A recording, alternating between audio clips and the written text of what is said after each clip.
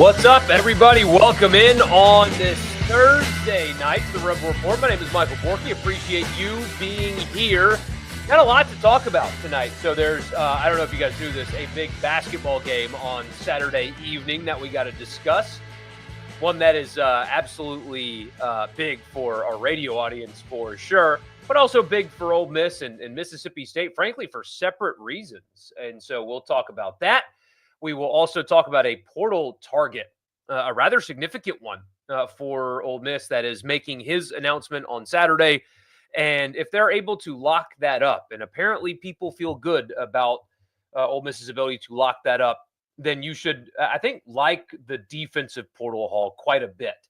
And then Centon Perkins had surgery, although I'm not sure that the reaction to that news was proportionate to what the news actually means. So we'll talk about all that tonight on this edition, again, of the Rebel Report. Don't forget to subscribe if you have not already, wherever you get your podcasts. Just search Rebel Report, subscribe, and leave a rating and a review if you like what you hear. I'm going to start doing some what I'm going to call off-topic stuff, just uploading some thoughts about other things now that we are away from football. And I know that basketball is poised to have a big season, and baseball is inside of 30 days away. There's other stuff going on in sports, and so I might just record some thoughts and upload that in the feed. So if you want more of me, you'll get it. Just search Rebel Report and subscribe and leave a rating and a review. Don't forget to like all that good stuff on this video as well. And before we get into anything else, I want to tell you that this edition and every edition of the podcast is presented by the Gregory Law Firm. DJ Gregory and the Gregory Law Firm, if you're anywhere in Mississippi, he's in Fulton, but he can take care of you anywhere for personal injury. So if you've been personally injured, don't waste another second. Wake up, call DJ Gregory at 662-397-9799. He will take care of you. 662-397-9799. Also, small business. If you're a small business owner and you need some legal advice about something, or you want to start a small business and you don't really know how to cross your T's and dot your I's from a legal perspective, call that number, 662-397-9799. DJ Gregory of the Gregory Law Firm has got you covered. So, what a fascinating basketball game this is going to be on Saturday. And frankly, I'm really excited to watch it. I know it's great for content for what we do on the radio every day, but obviously from the Ole Miss perspective as well. This is a really big game. Two ranked teams. This doesn't happen in this rivalry. Two teams being ranked at the same time. In two teams that are poised to make the tournament. I think that these are two really good basketball teams. I know State has lost their last couple and Auburn really kind of beat them down, but I think that this is a good Mississippi State basketball team as well.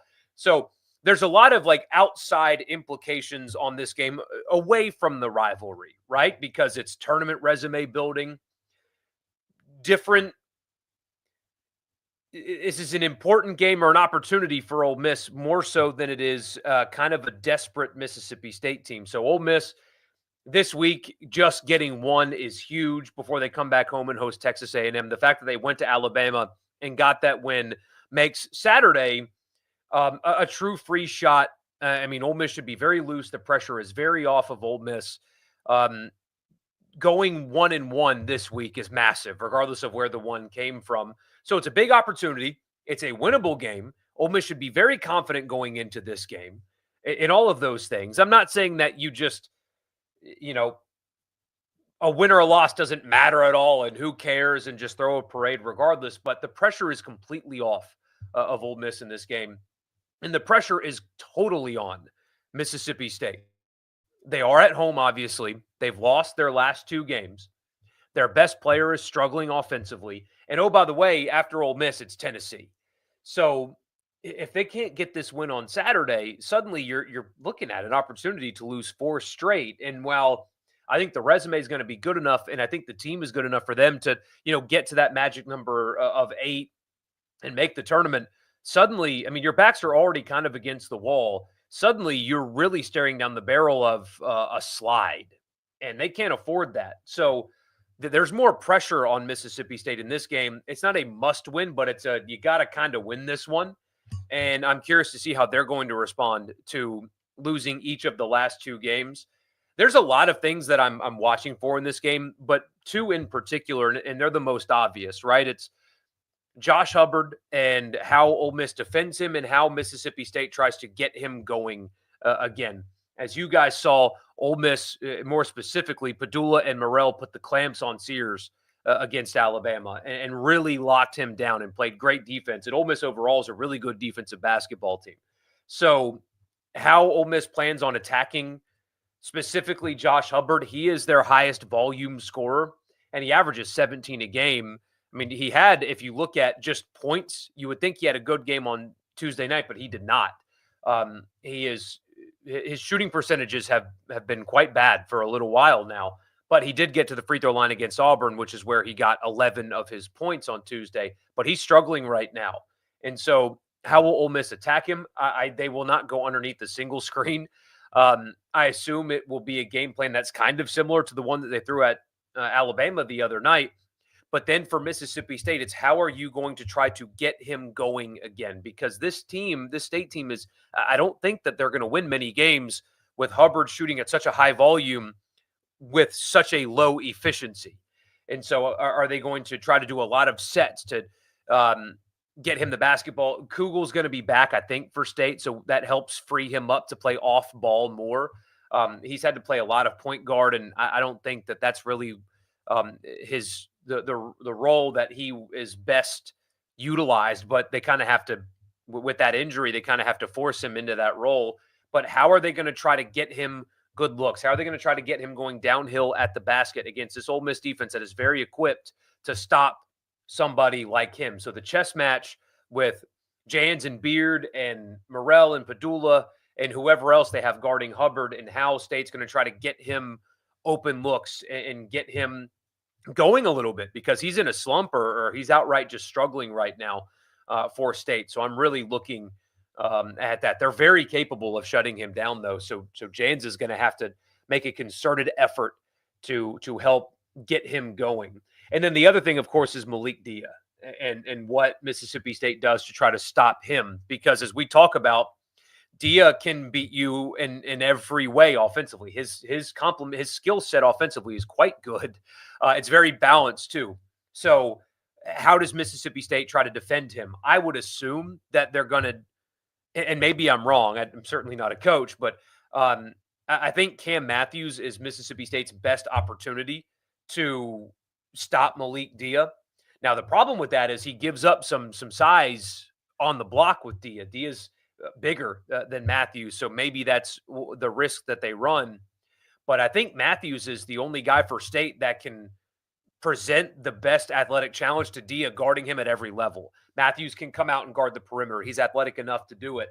I don't think any of State's bigs can step out and guard Dia, especially when he puts the ball on the floor and attacks the basket. I don't think State has the bigs that can stretch out and defend him that way. So I think that you're going to have Matthews. I think that that's their best bet to try to slow down Dia, because I think he gives them the best opportunity to match up athletically at every level, on the outside, mid-range, and of course at the basket. I don't think they've got the bigs that can step out and guard him that way. So those are the matchups that I'm watching for the most. Obviously, Ole Miss's best player in conference play and how State tries to defend him, and Mississippi State's best player, although not in conference play, and how Ole Miss tries to defend him and what State does to try to free him up and get him going. Because he's been, if you want to call it a slump, you call it a slump. He's been slumping, and they need him if they're going to win this game. They already have the home court advantage. They are a little bit desperate. This is a big, big, big game for Mississippi State, a highly important game for Mississippi State, and a free shot for Ole Miss. Getting back to home with this road trip at 1-1 is huge, regardless of what happens on Saturday. Next, major portal defensive backs decision is imminent. It's coming up on Saturday. Thaddeus Dixon, the Washington transfer, is apparently down to Ole Miss, North Carolina, or I guess possibly the return to Washington. I know that there are a lot of Ole Miss people that are confident that it's done and that they're just waiting for the announcement to happen on Saturday. I don't know if that's true or not. I do know, though, that a guy like him is one of the players that I was talking about that they don't have enough of in this class. And look, he may not work out, and guys that you're not like through the roof on may work out, right? It kind of works that way. I've mentioned before, Trey Harris was not Ole Miss's prized receiver in the portal in his class. It was somebody else, but it ended up being Trey Harris being that guy. So maybe that's the case here. But when you look at Ole Miss's portal class, there's a lot of, this guy projects well if he takes a step forward, like what they've gotten on the defensive line. This guy was, an honorable mention All-American in the Sun Belt at Marshall. Can he take the next step, or can he adapt well to bigger, stronger, and faster players in the SEC? There's a lot of that in this class. I've mentioned before, I think Stribling is a guy that you plug and play, and he's going to be an instant impact guy without any of those caveats. Thaddeus Dixon is one of those guys, I think, for Ole Miss. And there hasn't been many guys like him in the transfer portal where I think that when you sign somebody like him, he comes in and you can almost guarantee plug and play starting defensive back, and he's capable and athletic enough to match up in the SEC. Is he Trey Amos? I don't know. I don't think maybe he's that good, but he is most definitely one of the guys on paper in the class. If Ole Miss is able to lock him up, that you look at and think, damn, that was a good pickup. Forgive my language, but that was a really good pickup for Ole Miss if they're able to lock that guy down, because I think that he has the ability to come in and step in right away and match up physically without any of the caveats. So if they pull that off, that will be a big pickup. Of course, we'll talk about that on Saturday if they're able to pull that off. But that is one of the few guys available in the portal that has that. You got a quality instant impact type player. And again, every player in this class could end up working out, but a lot of them have the caveats. Princely's brother is, hey, physically he looks the part, but can they unlock the next level? Those kind of guys. This is not one of those guys. This is an instant impact. That guy will play for them immediately, match up physically, no doubt kind of guy. And finally, Centon Perkins, news broke that he had shoulder surgery. And I mean, quite frankly, guys, I wasn't planning on talking about this much other than I did see some of the reaction that was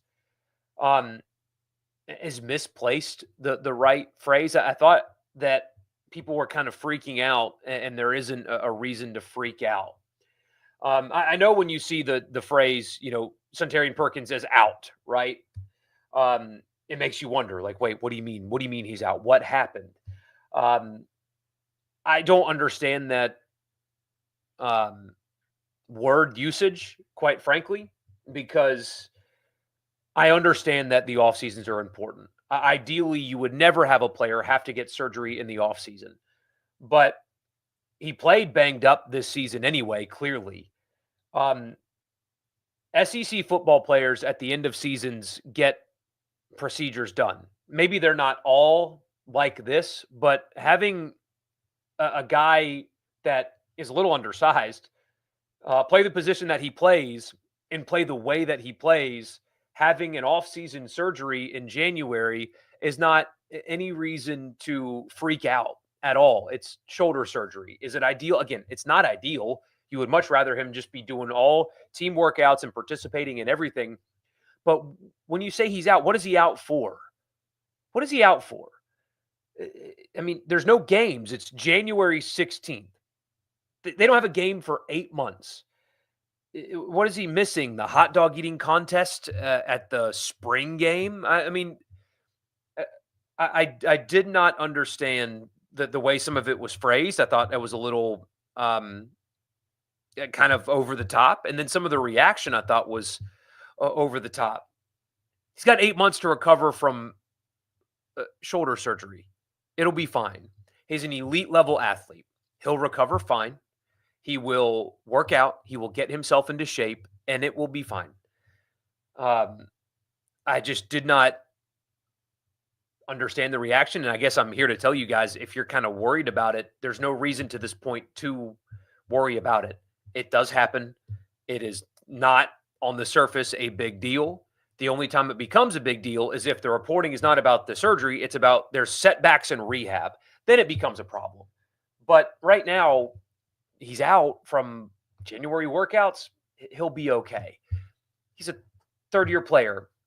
He'll be okay without the 15 practices in the spring. It will be fine.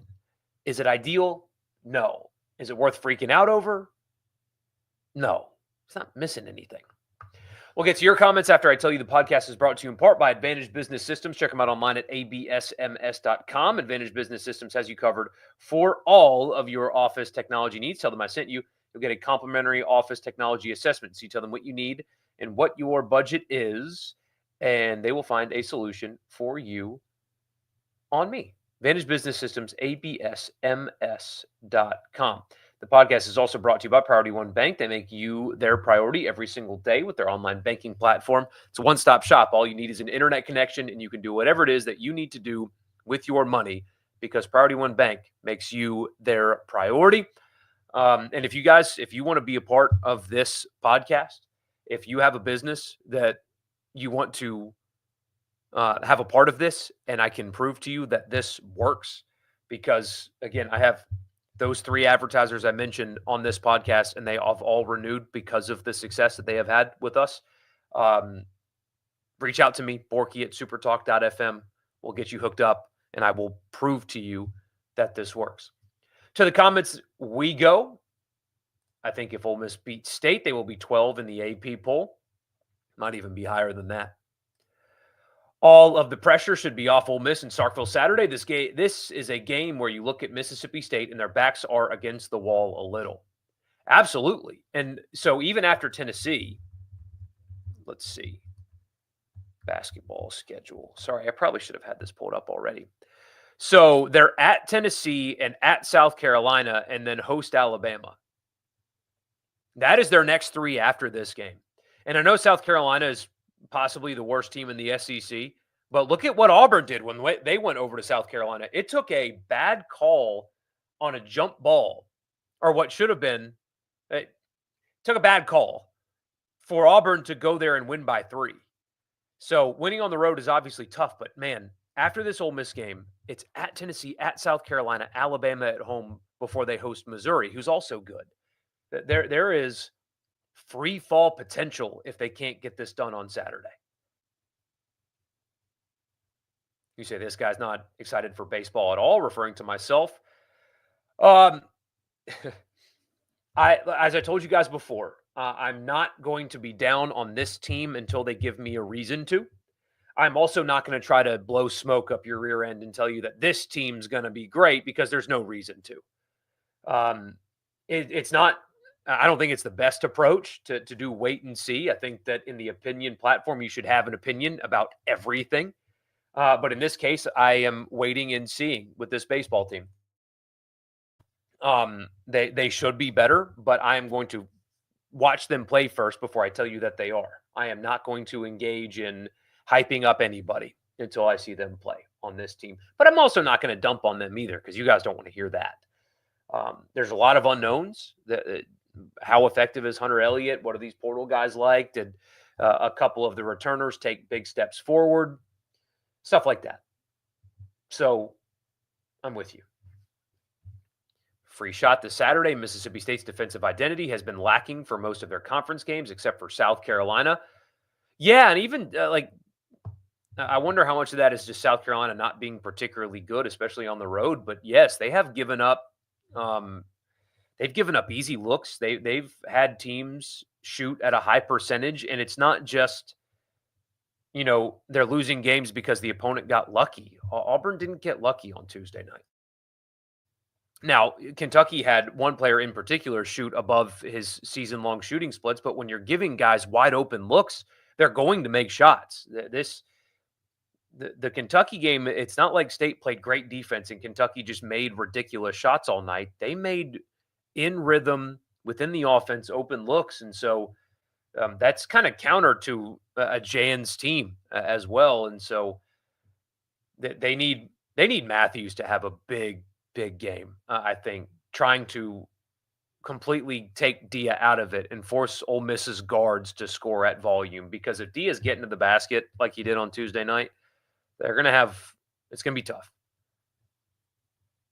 You're picking State to win the game, but you think Ole Miss is the better team. You usually see a 1-1 split in the series every year, pretty much. Pretty much every year. Winning on the road is so difficult. That's what makes Tuesday so special, is because of how hard it is to go on the road and win. Counting out Ole Miss would be crazy, but I do think that they've got a very difficult task in front of them. That's okay. That's why I keep saying free shot. Hit on it already. Ole Miss very well could be capable of defending Hubbard, who has been struggling from the field as of late. I think he needs to have a good game for them to win, and he's got to be smarter. Part of me thinks that teams have been able to frustrate him into bad decisions shooting the basketball. I don't think he's taking great shots. A lot of contested stuff, a lot of moving side to side, off balance, not in rhythm, not open looks. I think teams have been able to frustrate him a little bit. And Ole Miss is going to try to do the same thing. If Brown Jones can be back on Saturday, it could be a long day for State. My problem, okay, it's not a problem. My question is, who do you take minutes from to get him a lot of run? I mean, I wonder if, with the way things have gone and how well Davis defended the other night too, if Brown Jones is not just the guy that comes in to give Dia breathers. Or maybe, I don't know. I'm very curious to see how they handle him when he comes back now that Dia has come on the way he has. But yes, his defense and his athleticism should help, no doubt. Just question how many times Ole Miss can come out flat on offense and work through it to win a game. So far, so good, but you got to think it might burn them eventually. Yeah, I mean, hell, they held Alabama to 4 points through 4.5 minutes the other night, and they were down 2. They've got to have a better start. Or else, big man post play all day. They can't come out flat every game, right? Yeah, I mean, I guess there's two sides of that coin, right? It's they can't survive coming out flat like this, but also eventually they're not going to come out flat offensively, right? I mean, at some point they're going to make a high volume of shots and all that. Ole Miss certainly plays a style of defense that can take a crowd out of a game. They did it on Tuesday for sure. We know the crowd seeing that Ole Miss logo out there will be in a frenzy to beat them.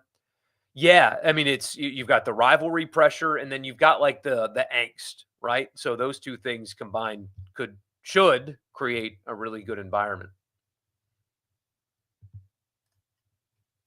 You were freaking out, man. You were puzzled by the Perkins news. I mean, he was playing with that brace thing on his shoulder for a good bit. So Perkins is a stud and has a ceiling that is first round pick. He's got to gain some weight. Or play a true linebacker. But the problem with that is you don't want to go by way of LSU and put him in a spot that he's not best at and it costs your team. So he's a tweener. He's not big enough to play edge at the next level, I don't think, but he's an exceptional edge in college, and Ole Miss moving him to true linebacker would be a mistake too, I think. But what do I know? Love listening to Super Talk, but with your new job, you're not around the radio as much. Miss listening to y'all guys. Well, hey, we've got the shows in podcast form. So if you're listening to podcasts, it's there for you. Hot dog eating contests are important. I do wonder if you're going to get a more serious spring this go around. Because this past spring, I mean, how many guys actually needed that? Jackson Dart didn't need spring. Trey Harris didn't need spring. Jared Ivey, JJ Pegues, those guys didn't need it to be serious, right? It was a very experienced team. Now, I know there's criticism of them not taking it seriously, but I don't think what they did in the spring is why they lost any of their games, because they didn't lose to Kentucky because they lacked physicality. Defensively, they played 13 highly physical and dominant games. I think it's more about coaching than anything else, and then missed opportunities, missed field goals, dropped touchdown passes, stuff like that. That's not because they didn't do much in spring. This one, though, I'm curious about because you're breaking in a new quarterback that has very limited game experience, and you've got guys that you're going to depend on both on offense and defense that haven't played a whole lot.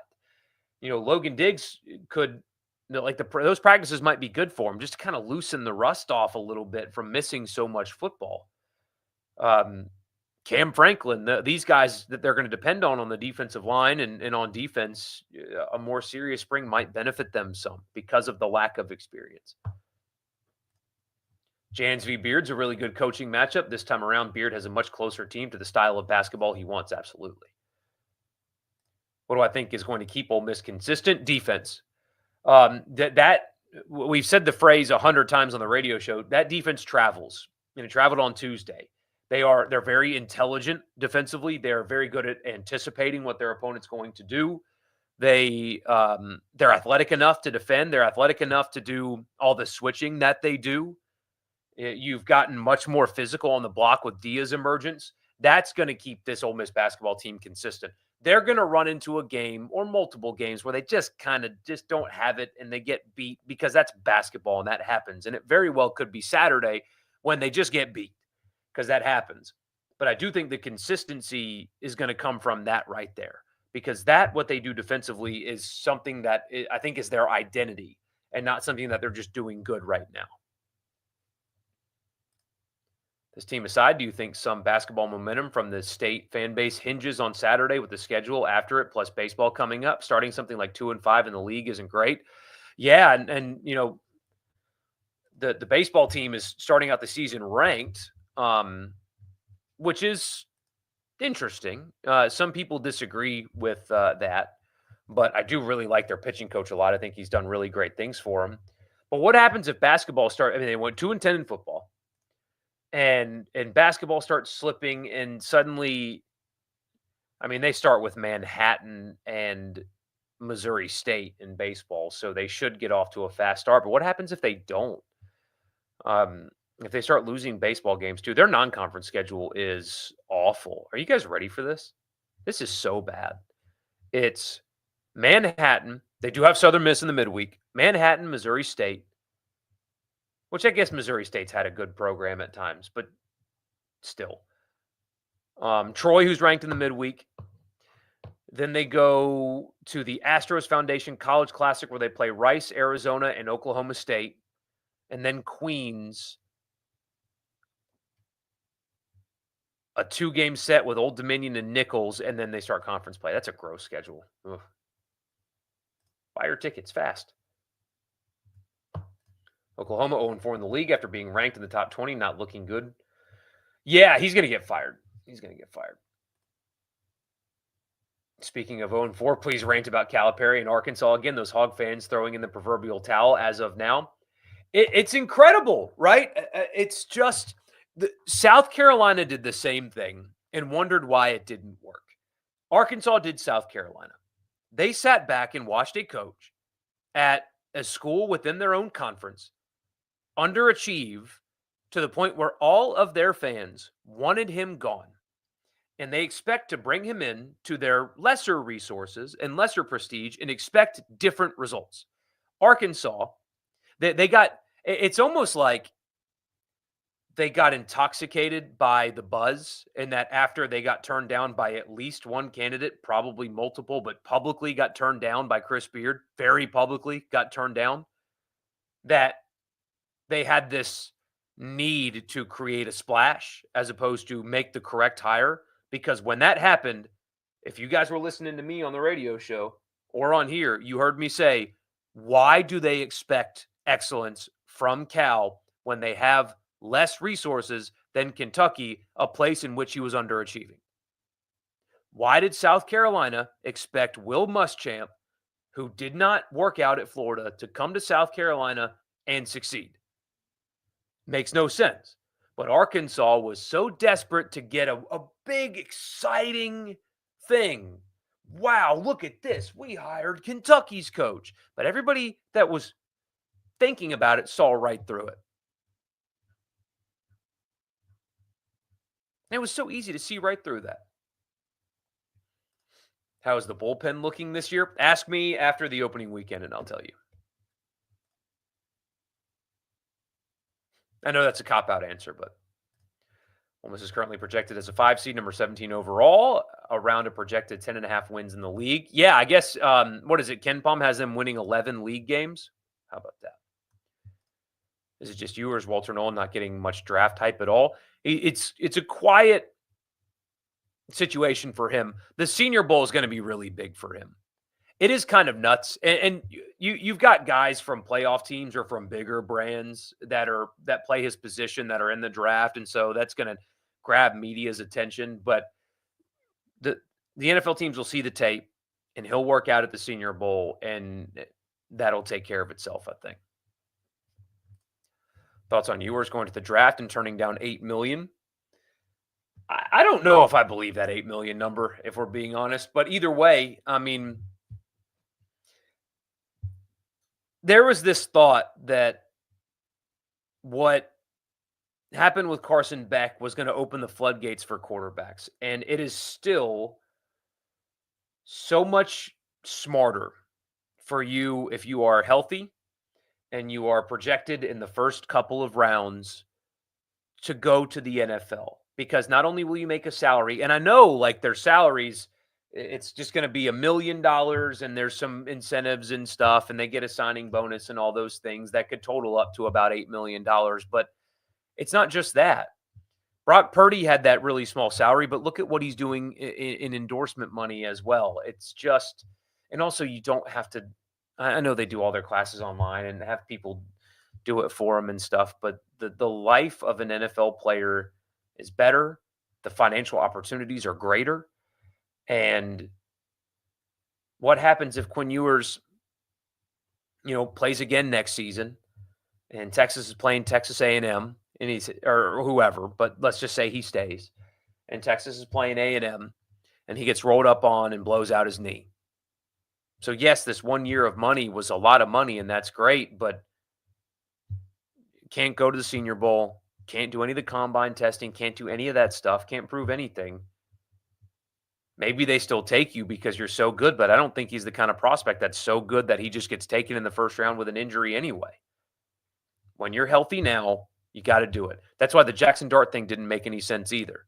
His draft stock probably cannot get any better than it is right now. And I guess what I mean by that is I don't think having another season of college would change the kind of prospect that he is at this point. He is who he is at this point, and he's healthy. So he'll get to go through the Senior Bowl, and he'll get to do all the workouts and the pro days and all that. And so even if he would get a few $1 million to come back to school, it's not worth risking your NFL career chasing a short-term, large amount of money when you have your long-term career and more money in front of you when you are healthy.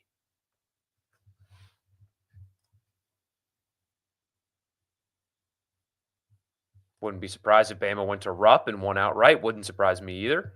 And Auburn could be tested big time at Georgia. Yeah, exciting slate of basketball this weekend in the SEC. I guess lines haven't come out just yet. Let's see. Let me skip the I'll be honest with you, though. Because of the NFL, I will be watching mostly basketball. I mean, yeah, this is pretty nuts. Alabama, Kentucky will be great. You mentioned Auburn, Georgia. I'm not convinced that Tennessee will go to Vanderbilt and just roll them out now that I said that they're going to. They're all during the day, too. Ole Miss and State should kind of have the basketball world's attention on Saturday night, even though you got football going on. Arkansas fans think they could have had Beard, but they just passed on him. Yeah, sure. Credit to some Arkansas-based media who have shot that down, but then you have some of their extreme homer media going nuts. Is that still a thing that they're doing right now? Like they're still trying to deny that? Just like there's fringe Auburn people that are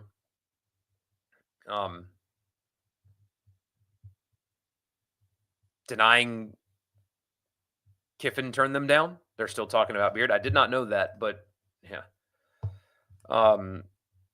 What you're learning with this exercise with these two coaches is that people cannot be comfortable with Ole Miss being their equal. They can't handle that.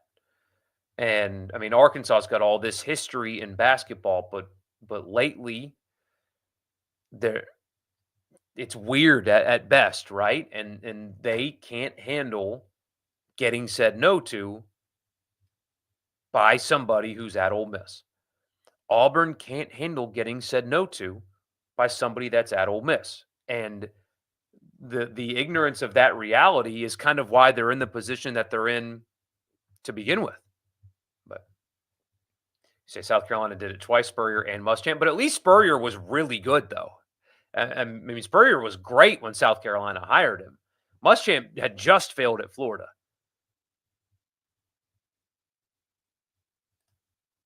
It's amazing how much of a disaster Arkansas sports is with that Tyson money to boot. I can't figure out how they have allowed it to descend. I mean, I guess baseball's still really solid, but Arkansas football and basketball is just it's the worst thing to be, man. It's irrelevant. They're not even bad interesting, right? Like they're not so bad in football that it's almost like Florida State was bad interesting this year. And even though they didn't fire a coach, do a full staff change and big into NIL. And it's like, hey, we got to fix this because that can't happen again. And Arkansas football, I mean, they make another bowl game and they get a bowl win in the Liberty Bowl. And it's just, they're so uninteresting. And basketball now, yeah, they have Calipari, but I mean, his allure was fading and has been fading for a while. Who has more money, Realtree or Tyson? Probably Tyson, and it doesn't matter. I would assume Tyson. We gave them money tonight, indirectly paid for Arkansas athletics. Prediction for the game Saturday. I do think, I guess this is probably a hedge, I suppose, but I do think that Mississippi State's going to get them on Saturday. They're not going undefeated. I think Ole Miss will lose eventually, and against a desperate team on the road is a pretty good opportunity to get your first loss in SEC play. But I mean, I think they're going to go into next Saturday at 5-1. I mean, I think that they'll lose Saturday and they'll turn around and win Wednesday. And having a 5-1 start in SEC play is gigantic, and I think that they're going to get there. So I know that's just kind of Vegas hedging because they'll be underdog Saturday and favored on Wednesday, but I think it's going to work out exactly that way. And I sure hope that Saturday doesn't deter what should be an incredible environment on Wednesday, regardless of what happens. But anyway, so I got to run, guys. Thank you so much for being here. We will be after the game. I don't know if it'll be live or not, but you'll definitely get something after the game, probably live. But it just kind of depends on when it ends. So anyway, we'll talk Saturday. We'll talk Saturday. I'll see you then. Appreciate you guys being here, and I will talk to you after the game on Saturday. See you then.